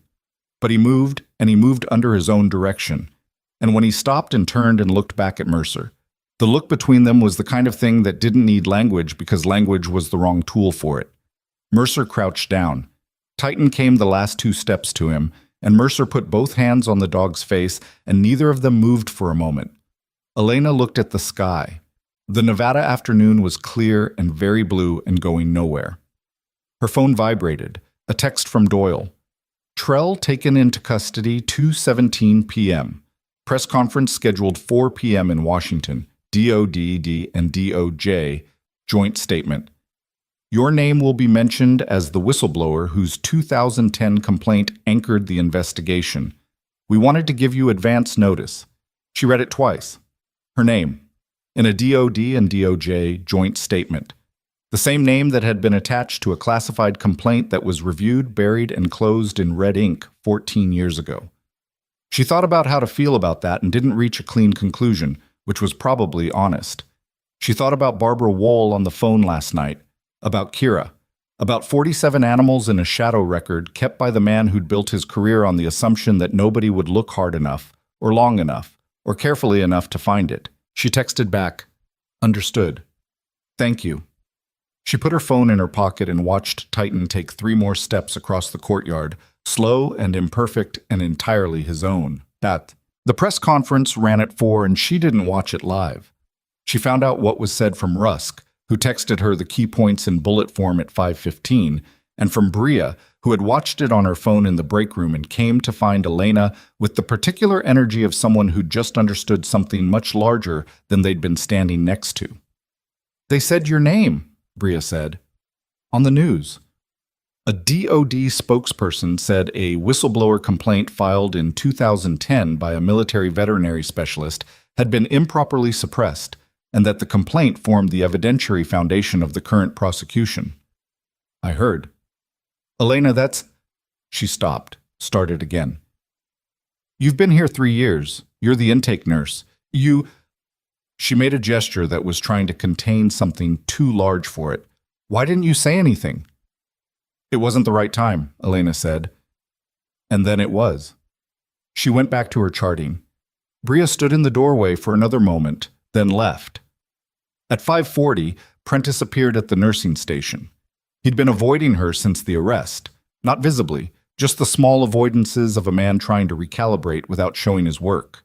He stopped at the station and said without preamble, "The imaging call you made on Tuesday, on the hip." "Yes. I've been in veterinary medicine for 22 years. He said it to the counter, not to her, which was its own kind of honesty. "I wouldn't have caught that." "You would have with the right imaging," she said. "The clinical signs were subtle." "You caught the clinical signs before we had imaging." She didn't answer that. He nodded once, in the way people nodded when they were acknowledging something they weren't going to put more words around, and he went back to his office. She was almost at the door at 6:30, coat on, keys in hand, when Dr. Voss came out of his office and said her name. She stopped. He walked toward her through the empty lobby, which was quiet the way institutional spaces went quiet at the end of a working day. Not peaceful, just uninhabited, the hum of equipment doing what it did without audience. "There's a position," he said when he got close enough, "that I've been trying to fill for 7 months. Clinical specialist, trauma and orthopedic support. It's not a nursing position. It's a practitioner-level role, case consultation, surgical assist, patient management, protocol development." He stopped. "I've been reviewing credentials for it since September. Nobody's been right." Elena looked at him. "I'd like you to apply," he said. "Formally. Tomorrow if you want. Or whenever." He paused. "The salary is substantially different from your current position." She studied him for a long moment, the offer, the timing, what it meant that he was making it now, whether it was genuine recalibration or a version of management by damage control. She didn't know, probably both. People were usually both. "I'll think about it," she said. "That's all I'm asking." She pushed through the door into the Nevada evening. The air was cold and very still, the way desert air went still when the temperature dropped fast, and she stood in the parking lot for a moment just breathing it. The stars were beginning to show, faint, then less faint, the way they always did in Nevada, where the light pollution was low enough that the sky could do what it was actually capable of doing. Her phone rang. Unknown number. Different prefix than Vale's calls, different from Sol's. She answered it anyway because she'd been answering unknown numbers all week, and at this point the known risks were less frightening than the unknown ones. "Elena Marsh?" The voice was a woman's. Clipped, official, with the specific cadence of someone who introduced themselves by title as a matter of professional habit. "This is Deputy Inspector General Harmon, DoD, Office of the Inspector General. I'm calling because we've encountered a development in the evidence review that we need to discuss with you directly." A pause. "Specifically, the shadow records Vale maintained." "I know about the shadow records," Elena said. "Doyle briefed me this morning." "He briefed you on the 47 animals," Harmon said. "He didn't brief you on page 847 of the document index." Elena went still. "What's on page 847? "A personnel file," Harmon said, "maintained by Vale in the same shadow system, with your name on it." Another pause, and in it was the particular weight of someone delivering something they've been sitting with all day. "He's been tracking you, Ms. Marsh, for 11 years. Your addresses, your employment history, your professional licenses. This isn't recent. The first entry is dated 2013, 3 years after your separation."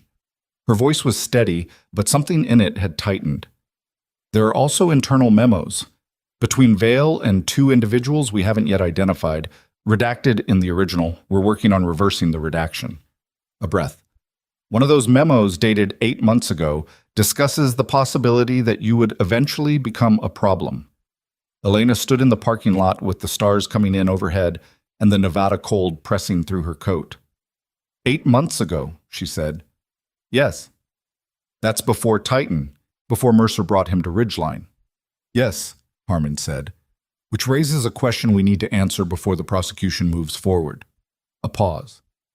Ms. Marsh, is it possible that Titan being brought to your specific facility was not a coincidence? Elena stood in the parking lot long enough that the cold stopped feeling like cold and became just the air she was breathing. Tell me what you know, she said. Harmon's voice was measured, not cold, careful. 8 months ago, Vale's internal memos began referencing a potential exposure risk tied to a specific geographic region. Nevada. The language is indirect, but the context makes the reference clear. The memo discusses the possibility that, quote, legacy documentation from the 2010 incident remains in private possession and could surface under the right conditions. A pause. 2 weeks later, there's a follow-up memo. It discusses a plan to, quote, create conditions that would draw the asset into the open before it became a liability. Elena kept her breathing even. The asset. We believe that refers to you. She thought about Mercer, about the specific chain of events that had brought him to Ridgeline, the Fort Dunlap staff recommending behavioral euthanasia, Trell overruling it with a 30-day window, and somehow through whatever sequence of referrals and recommendations, a retired Green Beret in Dunmore, Nevada, ending up at the one animal trauma facility in the region staffed by a woman Vale had been tracking for 11 years. How did Mercer find Ridgeline? She asked. He says a referral. From a veterinary network contact who told him Ridgeline had specialists in working dog care. Harmon paused. We're tracing the referral now. It may have originated from someone connected to Vantage's contractor network. So Vale's theory was, draw me out. Get me to surface the documentation voluntarily so he could assess what I had and move to neutralize it before it reached anyone official. That's our current read, yes. She let that sit for a moment. The sky above her was fully dark now, Nevada dark, which was darker than most places. She could see more stars than she usually let herself notice. He miscalculated, she said. Significantly, Harmon said. Whatever he expected you to do when Titan came through your door, whatever version of you he'd built from 11 years of surveillance files, it wasn't what happened. A brief pause that had something in it that might have been dry appreciation. You didn't surface the documentation to assess your options. You called the federal investigators and handed them everything. I kept better records than he expected, Elena said. You kept better records than anyone expected. She stood in the cold for another moment. Then, the two unidentified individuals in the memos, the ones with the redacted names. We're working on it. The redaction appears to have been applied after the fact. Vale protected his co-conspirators more carefully than himself, which is consistent with someone who expected to need leverage over them later. Harmon's voice tightened slightly. We'll have identifications within 48 hours. I'm telling you this now because you need to know the full scope of what you're walking into when you testify, and because... She stopped, started again. Because you've been operating with incomplete information about how long this has been pointed at you, and I thought you deserved to have the complete picture. Thank you, Elena said. She meant it without performance. I'll be available when you need me. She hung up and stood there another minute, and then she drove home. She didn't sleep well, but she slept. That was something. By morning, she'd worked through most of what Harmon had told her and arrived at a place she recognized. Not acceptance exactly, but the functional version of it. The version where you understood that being angry about a thing and being operational about the same thing were not mutually exclusive and didn't have to be resolved before you could get out of bed. Vale had been tracking her for 11 years. He'd built a file on her. He'd watched her rebuild and relocate and redirect and had sat with that information like a man holding a card he might need to play. And when he'd decided she might surface on her own, he'd tried to engineer the conditions, to bring her out in a way he could control, assess, and shut down. He'd been right that she would surface. He'd been wrong about everything else. She made coffee. She fed the 2 chickens she kept in a small coop out back, which nobody at Ridgeline knew about because it had never come up and she'd never volunteered it. She stood in the early morning cold with the chickens moving around her feet and thought about what it meant that a man had spent 11 years afraid of her. It meant he'd known, all along, that what she had was enough. The redaction reversals came back in 31 hours, not 48. Harmon called her on a Thursday afternoon to deliver the names. A retired Army general named Wallace Sutter, who had served on the DoD Contracting Oversight Board from 2014 to 2020, and a current civilian official in the Pentagon's Logistics Division named Roy Abrams. Both names were in Vail's memos in the context of, respectively, protecting the contract renewal process from internal audit flags and suppressing a 2018 whistleblower inquiry from a Fort Bragg veterinarian who'd independently noticed the same clearance irregularities Elena had documented in 2010. There had been a second complaint, 8 years after hers, filed by a different person who'd seen the same thing. That one had also been buried. The Bragg vet, Elena said. What happened to her? Reassigned to an administrative post in 2019, separated from service in 2020. Harmon's voice was steady. Her name is Dr. Priya Sandoval. She's been contacted by our office. She's cooperating. Elena sat with that for a moment. 2 women, 8 years apart, who'd noticed the same wrong thing and filed the same complaint and been handled the same way. The system had been so practiced at the motion of suppression that it had performed it twice without variation. I'd like to speak with her, Elena said. Dr. Sandoval, if she's willing. I'll pass that along. Stunt. Sutter and Abrams were taken into federal custody on a Friday, 6 days after Vail's arrest, which brought the total charged in the conspiracy to 5. The superseding indictment that the U.S. Attorney filed the following Monday ran to 43 pages and included charges of conspiracy to defraud the United States, obstruction of justice, wire fraud, and in Vail's case specifically, witness intimidation for the calls and texts to Elena in the days before his arrest. The 43-page indictment named 47 animals. Each one was listed with a case number, a clearance date, and the name of the military veterinarian who had signed the certification. It was the kind of document that was dry to read and devastating to understand, and Elena read every page of it sitting at her kitchen table on a Tuesday morning before her shift. When she got to Kira's entry, case number 0004, clearance date March 2010, certifying veterinarian listed as a Captain T. Reyes, who had since cooperated with the investigation, she put the document down and sat for a moment with her hands flat on the table. Then she picked it back up and kept reading. The Ridgeline staff found out the full scope of things, the way most people found out most things, incrementally, from multiple directions, some accurate and some not, all of it eventually resolving into something closer to the truth. Bria had told Marcus the overnight tech, who'd told Yolanda on the next shift, who'd told Prentice, and by the end of the second week after the arrest, everyone in the building knew at least the outline. Their intake nurse had been a military veterinary specialist who'd filed a suppressed whistleblower complaint in 2010, and that complaint was now the foundation of a federal prosecution involving 5 defendants and 47 documented cases of fraud. Nobody knew quite how to behave around Elena, which she found mostly manageable. Some people overcorrected into a kind of deference that made ordinary conversation strange. Some went quiet in ways that were more about their own feelings than hers. Prentice had gone back to treating her the same way he always had, which was the most comfortable of the available options, and she thought better of him for it. Dr. Voss said nothing more about the clinical specialist position for 2 weeks. Then he left the formal job description on her desk with a salary figure written in the margin in pen. She read it once and put it in her bag. The person who surprised her was Dara, the rehabilitation technician who'd driven up from Las Vegas for Titan's recovery program and had been making the 3-hour drive twice a week since. Dara was 29 and direct in the way of someone who'd decided early that indirectness cost more time than it saved. And on a Thursday afternoon, 3 weeks after the arrest, she stopped Elena in the hallway and said, "Can I ask you something?" "Go ahead." "Did you know when you walked toward that dog on the first day, did you know what was going to happen? Like, did you see the whole thing?" Elena thought about it honestly. I saw a dog in pain being misread as dangerous. That's all I saw. But everything that came after wasn't something I planned. She paused. I just didn't look away from what I saw. Dara considered that. Most people would have. Most people did, Elena said. That's how it gets to 47. Bitte. She called Barbara Wall back in the 4th week. She'd been thinking about it since their first conversation and had been waiting until she had more to offer than acknowledgement.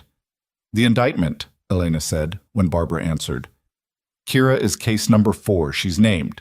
Her clearance documentation, the flag that was overridden, the date. It's all in the federal record now. It's official. It's not going away. Silence on the line. Then, she's in the official record. Yes. By name. By name. Barbara was quiet for a long moment. Daniel would have... She stopped. He knew something was wrong. He said that before the deployment. He said she wasn't right. They told him she was fine. Her voice stayed even with the particular effort of someone who'd had years to build the container for this grief and was testing its walls again now. He trusted them. I know, Elena said. I know he did. And they... Another stop. All of this. For contract payments. Yes. Elena didn't soften it. It didn't deserve softening. Are they going to prison? The U.S. Attorney's Office is pursuing the maximum on all counts. Vale's looking at 20 years on the combined charges. Pruitt and Sutter are likely similar. The others will depend on their cooperation and what the judge decides. She paused. But, yes, they're going to prison. Barbara exhaled slowly. Good, she said. The word was quiet and absolute, the kind of good that doesn't require anything around it.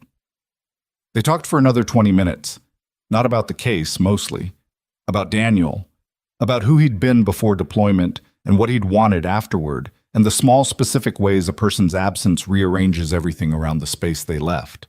Elena listened more than she talked, which was what was needed. Before she hung up, Barbara said, "Thank you for keeping the records." "I kept them because I couldn't put them down," Elena said honestly. "It wasn't noble. I just couldn't do it." "Sometimes that's what it takes," Barbara said. "Not nobility, just not being able to put it down." Titan's 12-week rehabilitation mark fell on a Wednesday in early June, desert warm, with the afternoon light coming in low and gold across the courtyard where Dara had been running his mobility sessions. He moved well. Not perfectly. The cold morning stiffness Elena had predicted was real, and he'd learned to compensate for it in the first 2 weeks the way working dogs learned everything, which was methodically and without complaint. But his range of motion was 90% of what it should be. His gait was even at walking pace, and when Mercer threw a training bumper across the courtyard that afternoon as part of the drive stimulation exercises Dara had designed, Titan went after it at a controlled trot that was not the movement of an animal in pain. Mercer caught it when he came back. He stood there holding the bumper and looking at the dog, and his face did something complicated that resolved into something simple. Elena was leaning against the courtyard wall with her arms folded. She'd come out for the 12-week assessment and stayed because staying had seemed right. "He's good," Mercer said. Not a question. "He's good," she confirmed. Mercer looked at her. 6 weeks of twice-daily visits had moved them past the careful distance of the first days into something more like the functional trust of people who'd been through a thing together. Not friendship exactly, something more specific than that. "What about you?" he said. "What about me?" "Grand jury's done. Indictments filed. You've given 4 rounds of testimony in 6 weeks. He held her gaze. "What happens now, for you?" She considered the question. "I applied for the clinical specialist position," she said. "Voss offered it. The money's different. The work is more," she searched for the word, "accurate to what I know how to do." "You took it." "I'm going to take it." She paused. "There's also a thing with the DOD, a working group on MWD medical oversight protocols. They want someone with field experience and civilian practice background to consult on the new framework. Harmon asked if I'd be willing. Are you?" "I think so." She looked at the courtyard wall. It's not the same as what I filed in 2010. It doesn't undo it, but it's something that comes after it, and I think that matters. Mercer nodded. He put the bumper in Titan's direction, and the dog took it and settled on the ground with it, working it with his teeth with the focused satisfaction of an animal who had figured out how to feel comfortable again. He trusts you, Mercer said. He has since day one. He recognized something, Elena said. I don't know if it was me specifically. I think it was just... She thought about how to say it accurately. I think he knew I wasn't going to pretend he was fine when he wasn't. Mercer was quiet for a moment. That's rarer than it should be. Yes, she said. It is. Bohan. The sentencing proceedings ran across 8 months, the way federal cases did, with continuances and motions and the slow machinery of a system that moved at its own pace regardless of how long people had been waiting. Elena testified 3 times in front of the grand jury and twice in evidentiary hearings, and each time she walked into the federal building in Las Vegas, she wore the same thing, dark slacks, a plain jacket, her hair pinned back, because she'd decided early that the version of herself she brought into those rooms was going to be the same version every time, and that version wasn't performing anything. Marcus Vail pleaded guilty in month 5. His attorney, the third one he'd retained after Soul's departure, told the court that his client accepted responsibility, which was the language of legal strategy rather than human acknowledgement, and Elena sat in the gallery and listened to it and felt what she felt, which was not satisfaction exactly, but something adjacent to it, the feeling of a weight that has been balanced a long time, finding its resolution. He received 19 years. The judge cited the systematic nature of the scheme, the deliberate suppression of 2 separate whistleblower complaints, the direct harm to 47 animals, and the indirect harm to the handlers and families connected to them, and the witness intimidation charges against Elena specifically, which added 2 years to the baseline. Pruitt received 16. Sutter received 14. Bard received 7 after substantial cooperation that had provided most of the financial paper trail. Abrams received 9. Trelle, doctor. Nathaniel Trell, who had signed Titan's fraudulent clearance and told Caleb Mercer that his dog's pain was a training failure, lost his veterinary license 30 days before his sentencing and received 4 years, reduced from 8 for cooperation. Elena thought 4 years was not enough. She'd made her peace with the fact that what she thought and what the system produced were not always the same, and that the system producing anything at all after 14 years was something she hadn't been certain she'd live to see. She sat in the courtroom on the day of Vail's sentencing with her hands folded in her lap and her back straight, and she looked at him when the number was read. He didn't look at her. Same choice as the day he'd been arrested in Ridgeline's lobby. She understood it. He'd spent 11 years building a file on her and had never once managed to predict what she'd actually do. And looking at her now would have required him to understand why. And she didn't think he was capable of that. Outside the courthouse afterward, Doyle found her on the steps. "How do you feel?" he asked. She thought about it honestly. Like it's done and not done at the same time. "That's about right," he said. "The 47 cases, the families, the ones like Barbara Wall. There are civil proceedings being filed. The families have representation. It's not going to give them back what they lost, but no," she said, "it isn't." She looked at the Las Vegas street below the courthouse steps, the ordinary afternoon traffic of a city going about its business. It's still right that it happened. It just doesn't fix the thing that can't be fixed. Doyle nodded. He understood that she wasn't asking him to argue with her.